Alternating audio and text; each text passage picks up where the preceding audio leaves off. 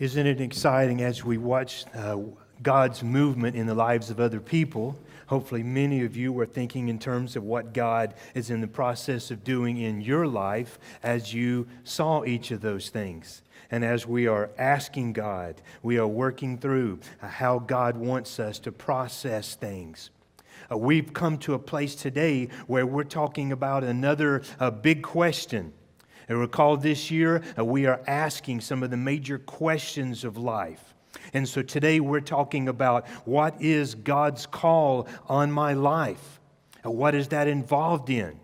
If perhaps you are visiting with us for the first time, this year we are going through a journey called Believe. And in this journey, we are looking at the 30 big ideas of the Bible. And every week we are asking key questions and we are making key declarations together about what we believe. And then we are looking at key scripture passages that explain these things better to us. And we're having an exciting time with it. And we're talking about, you recall, we've talked about, who is God? And how that I believe that the God of the Bible is the only true God, Father, Son, and Holy Spirit. But does this God care about us? And I believe that God is involved in and cares about my daily life. So how do you come into a relationship with this God?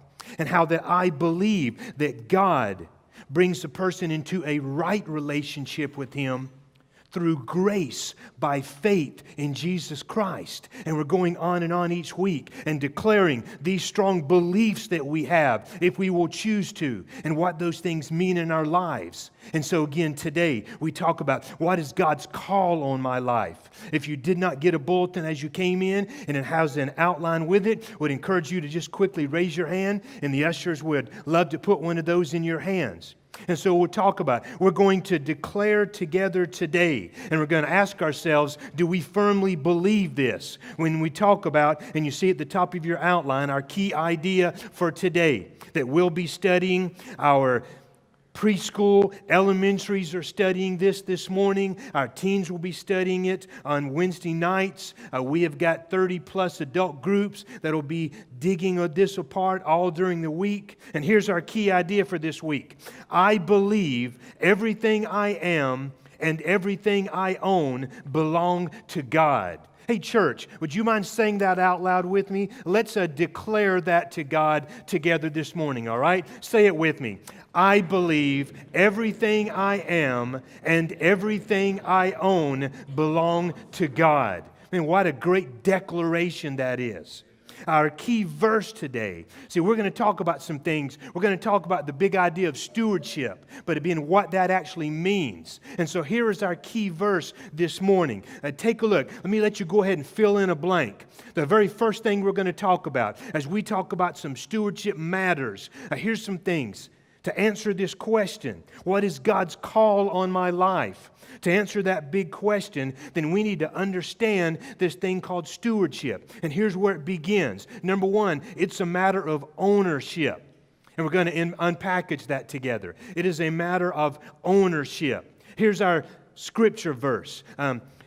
Again, as you can see, the page numbers, I would encourage you, will be basically in two passages. We'll look at this Psalm passage, and then we'll look at Matthew chapter 25 in a few moments. And I would encourage you, if you have your Bible, it gives you page numbers for the two different Bibles that are in the chairs around you. If some of you have your Believe book with you, then again, on page 142 of your Believe book, and here is our memory verse this week.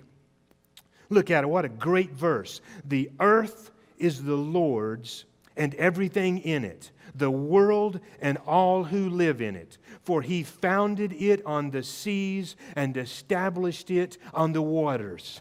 From Psalm chapter 24. Man, what a great verse. And it reminds us that the earth is the Lord's and everything in it. I mean, it's as though God created all of the galaxies. God created everything. I enjoyed in my studies in the last few weeks reading some of the things that John Phillips had to say in his particular commentary. And I enjoyed reading and reminding us about how here, according to this passage, It's as though God on His throne is looking out over all of the galaxies that He created. Can you imagine? He's named every single star.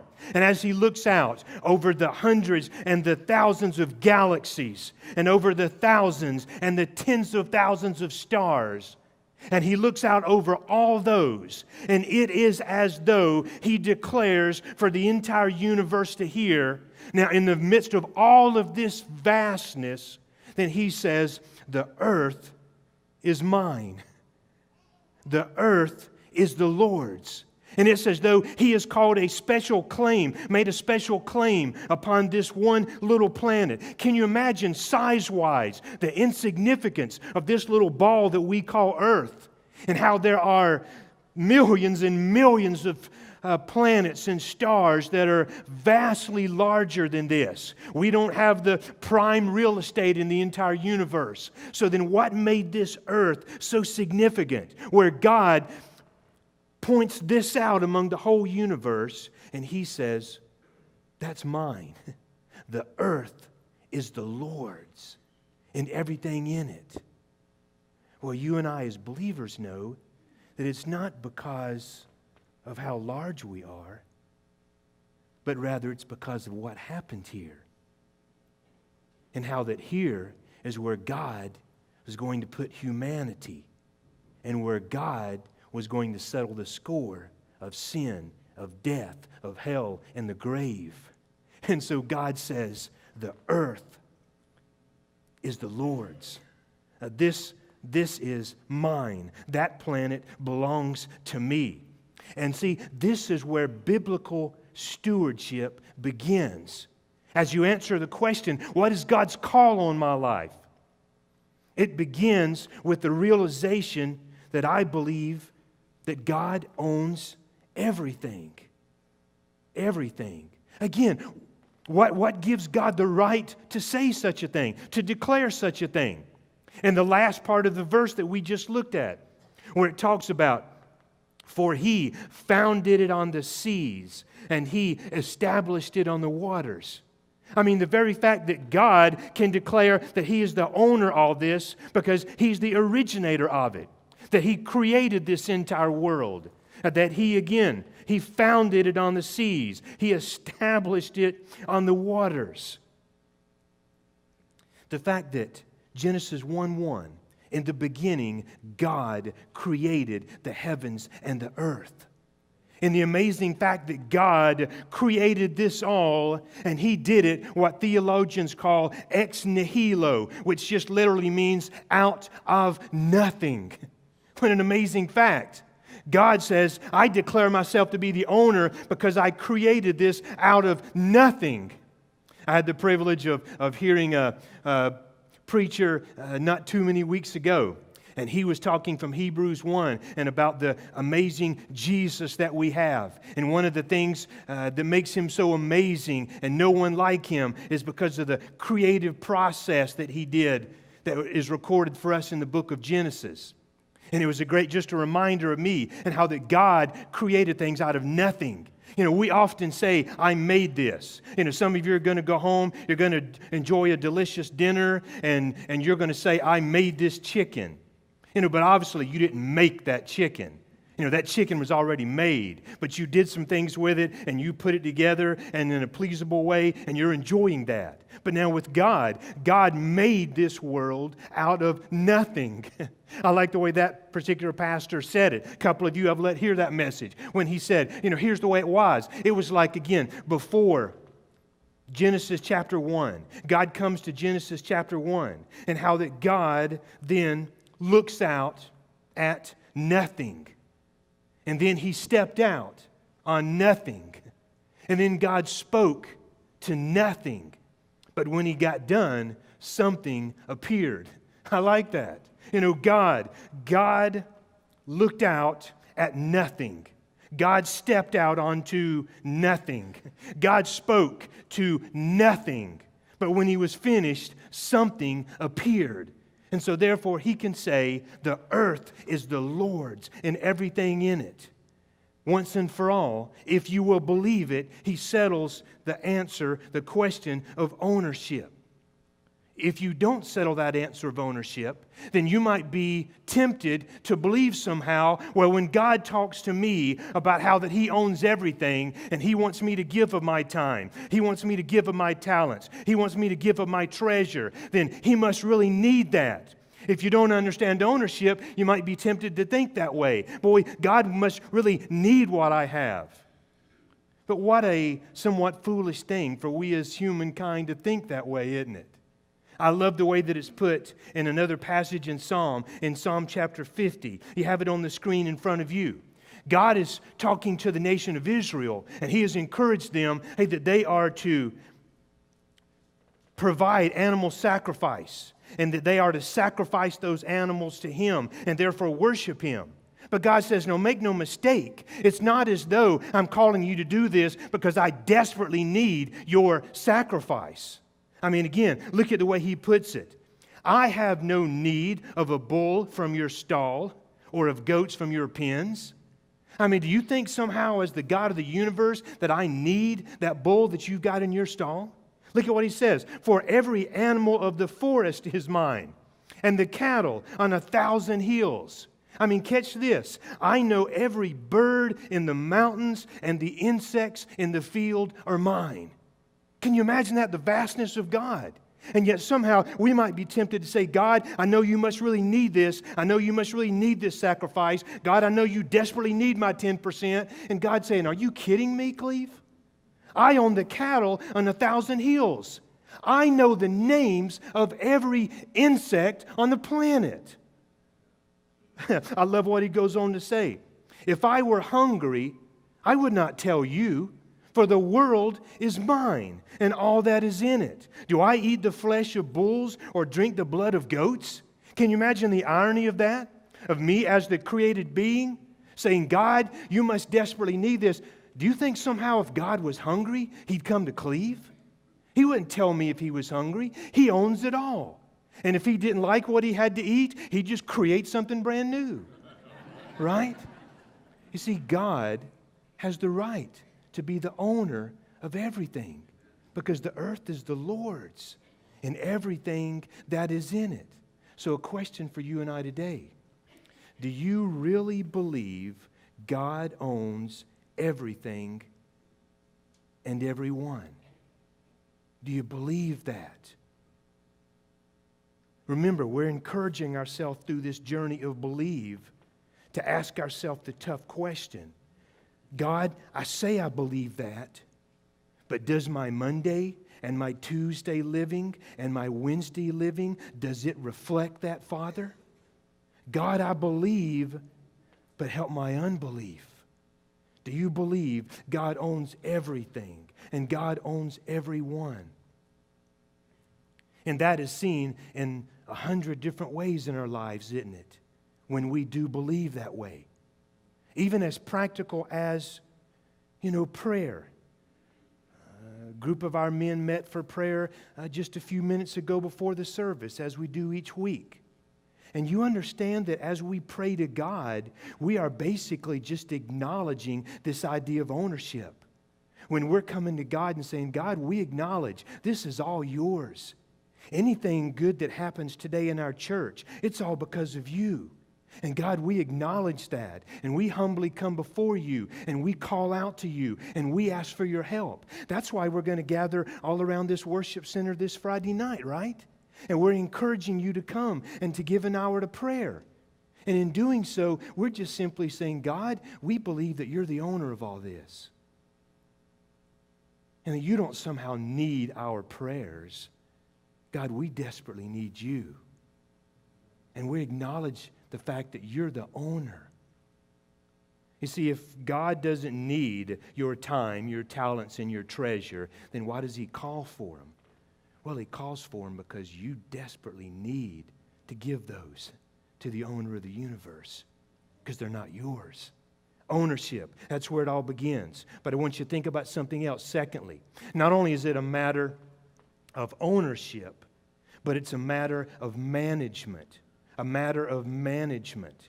You see, we believe that because God owns everything, we are called to manage His resources. We believe that because God owns everything, we are called to manage His resources. God gives a great parable in the New Testament to help us understand this. Again, I would encourage you to open your Bible to Matthew chapter 25, a little bit of a lengthy passage that we're going to read in just a moment. In Matthew chapter 25, again, the page numbers are there for you on the screen in your Believe book, which is basically just a book of Scripture. It's on page 146 in your Believe book. In Matthew chapter 25, again, God's going to give us a parable. Several times God said, here's what the kingdom of heaven is like. Here are the type of principles that rule the kingdom of heaven. Here's what kingdom living is all about. And He often talks about it's like a man that goes away and then one day he's going to come back. And so in Matthew chapter 25, He gave two parables, and the second of those begins in verse 14. Let me read this passage for us quickly. Matthew chapter 25, verse 14. For it is just like, again, the kingdom of heaven is just like He's saying. It is just like a man about to go on a journey. Now understand, in this parable, it's going to be real plain that this man going away on a journey represents God, represents Jesus. And these stewards, at least two of these servants, slaves, represent us. And so, for it's like a man about to go on a journey, and he calls his own slaves, his servants, and entrusted his possessions to them. So again, they weren't their possessions, they were his, right? The master's. And he entrusted those possessions to these servants. Verse 15, to one he gave 5 talents. Now again, understand, when we often see the word talents, we think of the way that we normally use that word. You know, I have a talent for carpentry. Not, by the way. I have a talent for doing this. I'm good at doing this. I've got an aptitude for this. Here, the word talent is simply a unit of measure. It is weight. And so in this parable, He gave each of these servants a weight of gold or silver. And again, that talent could have been from 50 to 70-something pounds. And so we're talking about a large amount of money and resources that He gave each of those. So to the one He gave 5 talents, to another 2, to another 1, each according to his own ability, and he went on his journey. Immediately, the one who had received the 5 talents went and traded with them and gained 5 more talents. In the same manner, the one who had received the 2 talents gained 2 more. But he who received the 1 talent went away and dug a hole in the ground and hid his master's money. Verse 19, now after a long time, the master of those slaves came and settled accounts with them. The one who had received the 5 talents came up and brought 5 more talents, saying, Master, you entrusted 5 talents to me. See, I've gained 5 more talents. His master said to him, Well done, good and faithful slave. You were faithful with a few things. I will put you in charge of many things. Enter into the joy of your master. Verse 22, and also the one who had received the 2 talents came up and said, Master, you entrusted 2 talents to me. See, I've gained 2 more talents. His master said to him, Well done, good and faithful slave. You were faithful with a few things. I will put you in charge of many things. Enter into the joy of your master. And the one also who had received the 1 talent came up and said, Master, I knew that you to be a hard man, reaping where you did not sow, gathering where you scattered no seed. And I was afraid, and I went away and I hid your talent in the ground. See, you have what is yours. Look at the reaction in verse 26. But his master answered and said to him, You wicked, lazy slave.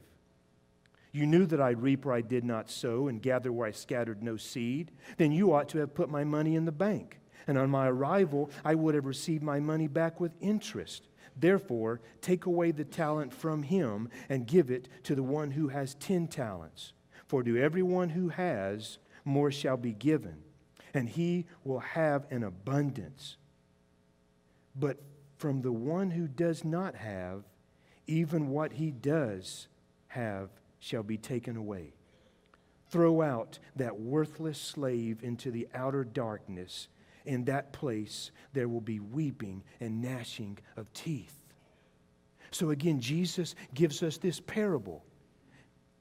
And he says, you want to understand what the kingdom of heaven is like? It's like this man that goes off on a long journey. But first, he entrusts to his servants his resources. And their only task is to take those resources and to use them for his kingdom and to seek to try to multiply them. And we have what's laid out for us. And so the reminder to us through this parable is that God is the owner and that we are the managers. And that everything we have does not belong to us. It belongs to God. And our task in life, as it were, as believers, is to take what He has entrusted to us and to use this in the very best way for His kingdom and for His glory. That reminds us of something. Look at number 3. You see, in all we talk about here, it's a matter of ownership. It's a matter of management, but it is a matter of trust.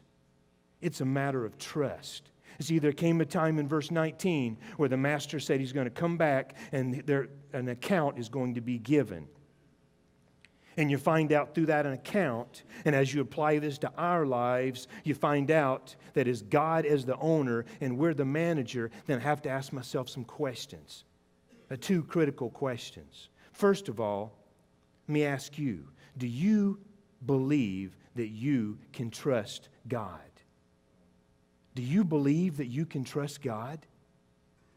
You see, that was what was key with these first 2 servants. They were given things to the master.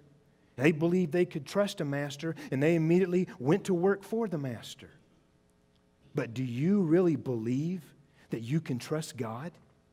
Do you believe that you can trust Him with your time, with your talents, with your treasure? It's easy to say, but do you believe that? Does your life reflect that? Maybe I could say it this way. Do you believe that God wants these things for you more than He wants things from you? Do you believe that when God asks you to manage all that He's given you and to freely give back to Him and others, that He is doing that because He wants so much for you? Do you trust Him? Do you trust God? You know, those of us that have walked with Christ for very long, we have, though frail and faulty as we are, we have learned to trust God. You know, there's been so many times in my life, even in recent days, where I've been reminded of how, man, I do trust God and I can trust God. Probably for most of us, though, there has come 1 or 2 big moments in our lives where we've kind of put down a spiritual marker and we have exercised our trust in God, and God has shown Himself to be strong. For Kim and I, it was about 1995. I've shared this story in some smaller groups, but I don't believe to the entire church. But it's about 1995. Here's where we are at with our family. We had just prior to 1995, a few years before, there was 3 of us. Kim and I and Stephanie, and we weren't going to be able to have any more children. All the doctors told us that, and then Kim gets pregnant, and then Kim gets pregnant again, and then in 1995, she's pregnant with our 3rd of 4. And so we have got one who is about 12 years old, so we've got Stephanie as a budding teenager, and then between 1992 and April of 1996, we have 3 that are 3.5 years of age and under. And so obviously during that time, when Stephanie was school age, Kim had gone back to work part-time. And so in those years, our income went down by over $10,000, and our family went from 3 to 6. And it was some tough times economically, and there wasn't raises coming through much at all. And those were some tough times where we had to say, do we trust God? And so Kim and I began to pray. And we began to pray. And the first thing we prayed about, we drove to Corsica. And we said, okay, now God, in the back seat, we've got 2 child seats. And then poor Stephanie was scrunched in the middle between those 2.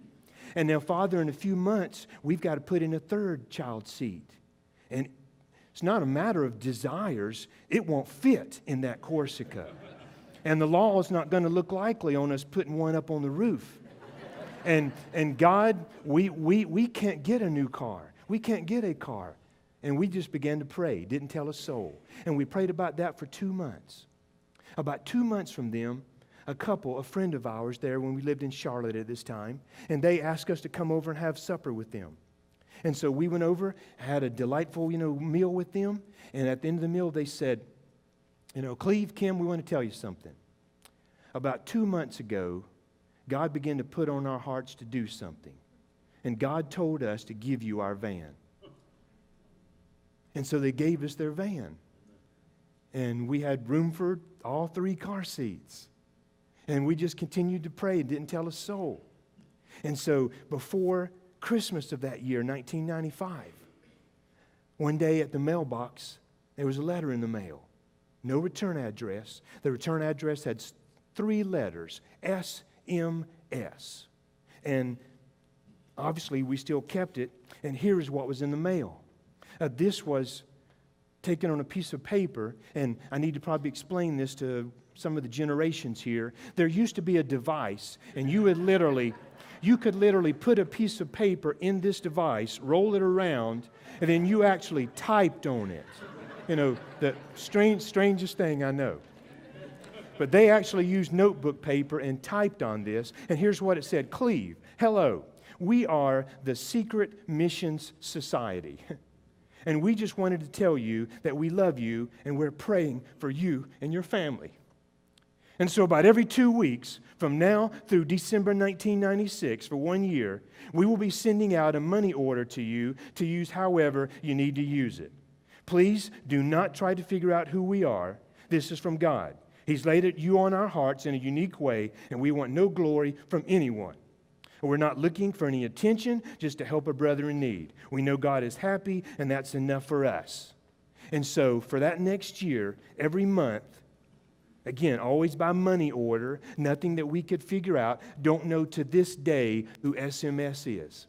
But every month, we would have a money order for $300, $400, $500, sometimes $700. And God used that to take us through some days when we desperately needed it. But you know what it did for me and our family? And of course, our kids were young, and we rehearsed this often to them as they got older. And we just said, you know what, God? We trust you. And like always, God, you come through. God doesn't always work in such amazing ways. But again, do you trust God? But along with that, another question that I have to ask myself, and I encourage you to ask, is this. Not only do you believe you can trust God, but do you believe God can trust you? Again, can God trust you to handle the resources that He's given you? Can He trust you to invest them wisely? Can He entrust you even though, like that master, sometimes it seems as though he's gone off on a long journey, and we certainly have God everywhere and the Holy Spirit in our hearts, but sometimes it's almost like, when the boss is away, how diligent are you? And even though God has not come back yet to settle all the accounts, are you being a good manager of what He's given you? Can God trust you? Man, this whole idea, answering this question about what God's call on your life, it's a matter of ownership. It's a matter of management. It's a matter of trust. Think with me lastly, number 4, it's a matter of reward. A matter of reward. You see, the reward is based on faithfulness. In this parable, the one who received 5 talents and used them wisely was given the same reward as the one who had only received 2 talents, right? It wasn't just about how much he made. It was about, are you faithful with what God has given you? Faithfulness. And by the way, when God talked here about the kingdom of heaven is like this, He reminded us, even with this parable, the master said to the servants, listen, you've been faithful over some things. Now I'm going to make you, and you're going to be given many things. And that's the way it is in the kingdom. Sometimes we sit around thinking, God, why don't you use me more? Well, perhaps you're not being faithful in what He's given you now. If you will be faithful in the little things, God will give you bigger things. But I want you to notice something before we go. There was a third servant here. And the third servant, he didn't receive a reward. As a matter of fact, what he had was taken away. He was exposed as a fraud. We don't have time to go all into it, but that third servant, he didn't know or understand the heart of the master. That was very obvious from the way that he said. And he talked about, I know that you're such a hard man and how you reap where you don't sow. And boy, you're such a tough person. He didn't even understand the heart of the master. And as the master responded to him and said, listen, if you think this, it wasn't that the master was totally agreeing, yeah, this is all true about me. He was just saying, I'm going to judge you by your own words. If you think I'm such a hard guy, then you certainly should have put my money to the bank and brought it back to me with interest. He wasn't agreeing with what the guy was saying about him, but he was saying, I'll judge you by your own words. But it turns out that this guy didn't know the heart of the master. Chances are he initially, no matter what he said, hid that one talent in the ground, thinking that the master may not even come back, or something may happen, and someday that'll all be mine. And he was a fraud. And that's evident by the end of the parable when it says, hey, he was going to be thrown out into utter darkness. That's obviously not talking about a believer. And there was going to be weeping and gnashing of teeth. Those are the terms God uses for hell. And so this was one who was a pretender and one who tried to pretend like he was a servant of the Most High, but God had no part of his life. And he ends up being cast away. But look at the greatest reward. The greatest reward is going to be with the master. You see, the greatest reward that those in this parable had, and that you and I will have, is when he said to them, hey, listen, I want you to come. I want you to enter into the joy of your master. Let me paint a picture for you. We talked earlier. In just a moment, we're going to go back to finish up in that same psalm, in Psalm chapter 24 that we started with. Because you recall, there was a time when Jesus Christ came to this earth, when sin had brought people to a place and where we were under the damnation of sin. And ever since our parents, Adam and Eve, sinned, sin is passed upon every person. And so every human being is broken and is desperate and is under the weight of the penalty of their sin nature.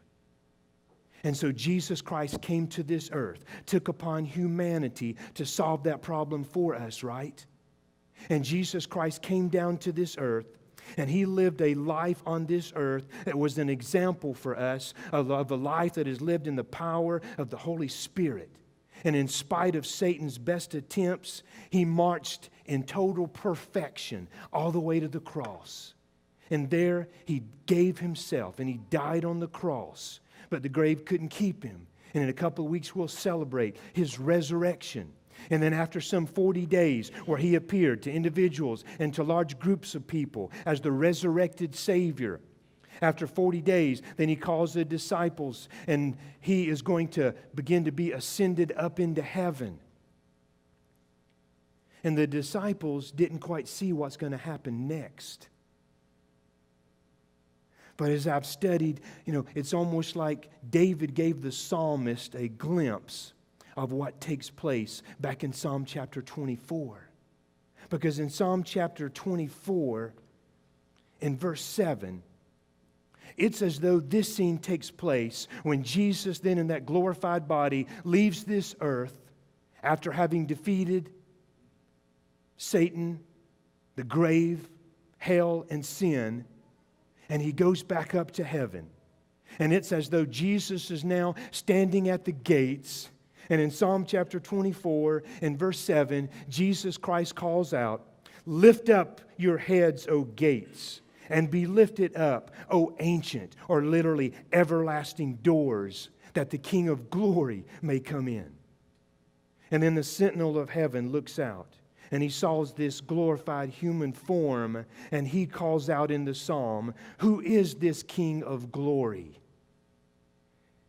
And Jesus shows his nail-pierced hands, the wounds from the battle that he has just fought and become victorious. And Jesus declares, "The Lord strong and mighty, the Lord mighty in battle." And then the gates are opened, and Jesus enters into heaven, and he goes and he sits down at the throne of God, and he sits down at the right hand of the Father. And then before the next verse, you have the entire church age that takes place, where today people are being saved by the hundreds and the thousands and by the tens of thousands. And Jesus is building his bride, the church of Jesus, for all those that will come to him. But there'll come a day when that last member of the church is going to be saved. I know, Brother Steve, you and some others are going out door to door and inviting people to Calvary, and most importantly, talking to people about Christ. There will come a day when that last person will be saved. And then the Father's going to turn to the Son, and he's going to say, "Son, it's time. Go get your bride." And then Jesus is going to come back to this earth, and he's going to meet us in the clouds. And Thessalonians and other places talk about how that the dead in Christ will rise first. And then we which are alive and remain shall be caught up together with them in the clouds. And so the bride of Christ, the church, all those saved, they are going to go back up into heaven. And then once again, Jesus Christ is going to come to the gates of heaven with us. And we pick up there in that next verse. And again, he's going to call out, "Lift up your heads, O gates, and lift them up, O ancient doors, that the King of glory may come in." And the sentinel will look out and say, "Who is this King of glory?" And then Jesus is going to point to the tens of millions of the bride of Christ and all we who have been saved. And he's going to declare, "The Lord of hosts, he is the King of glory." And then we're going to enter heaven with him. And then we're going to go through what's called the judgment seat of Christ. Not to be judged for our sin, that was settled on the cross if we believed in him. But to judge how we managed the resources that he entrusted to us. Salvation has always been free. Rewards have to be earned. And so we will give an answer to how we have done with what he has entrusted to us. Whether he gave us 1 talent or 5 talents or 1,000,000 talents. How have we done with that? But again, we'll get to enter into the joy of the Lord, and that will be the greatest of all times. And then there's still more to come. We can't talk about all that. Next week, we're going to hear about eternity and some of those things that take place. But I remind you, this all starts with a belief. That I believe everything I am and everything I own belong to God. Do you believe that? Do you believe that with all of your heart? I would challenge you as we close to think about this. We mention this often during Believe. It's not enough to believe something as the right answer. You must believe it as a way of life. Do you believe it as a way of life? That God is the owner, that you're the manager, and therefore it's a matter of trust. And yes, it's a matter of reward. What is God speaking to you about today? Let's pray. Father, thank you again so much for the truth of your word. God, thank you for how that you teach us about the call that you have on our lives. And God, I pray for everyone here today, first and foremost, that they would know for sure that they are one of your children. God, that's the main call that you have on their lives right now. God, you want their soul, not their money. And God, I pray that they would receive you, the creator of the universe, that has died in their stead, and that they would choose you, Father, so that you might choose them. And then for everyone here who is a believer, God, I pray that we would simply do anything that your Spirit tells us to do in regards to how we could be a better manager of all the resources that you have given to us. Holy Spirit, apply that in the lives of your children in whatever way that they need. And we will thank you for it all. In the mighty name of Jesus, amen and amen.